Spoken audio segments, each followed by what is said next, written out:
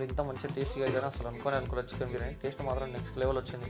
దానికోసం అని చెప్పి ఒక 1 కేజీ చికెన్ తీసుకున్నా. కడిగి పెట్టుకొని అందులో కొద్దిగా అల్లం వెల్లిపాయ పేస్ట్, కొద్దిగా కారం, కొద్దిగా ఉప్పు, కొద్దిగా పసుపు వేసుకొని, జీలకర్ర పౌడర్ వేసుకొని, అందులో కొద్దిగా గరం మసాలా పౌడర్ వేసుకొని, ఒక కప్ ఆఫ్ పెరుగు వేసుకొని, అందులో మనం ఫస్ట్ ఫ్రై చేసి పెట్టుకున్న ఆనియన్స్ వేసుకున్నా. ఆనియన్స్ వేసుకున్న తర్వాత అదే ఆనియన్ నుంచి తీసిన ఒక 2 టేబుల్ స్పూన్ ఆయిల్ వేసుకున్నా. టేస్ట్ మంచిగా ఉంటుంది దాంతో. తర్వాత చికెన్ మంచిగా మ్యారినేట్ చేసుకోవాలి. తర్వాత ఒక బౌల్లో వాటర్ తీసుకొని, అదే ఒక బౌల్లో వాటర్ తీసుకొని, అందులో మన బిర్యానీ మసాలా, కొద్దిగా సాల్ట్ వేసుకొని, రైస్ 80% ఉడికే వరకు రైస్ వేసుకోవాలి అందులో. తర్వాత బిర్యానీ లేయరింగ్ కోసం అని చెప్పి చికెన్ తీసుకొని ఫస్ట్ లేయర్ వేసుకొని, తర్వాత మనం ఉడకబెట్టుకున్న 80% అయిన రైస్ని తీసుకొని లేయర్ వేసుకోవాలి. దాని మీద లేయరింగ్ చేసుకోవాలి.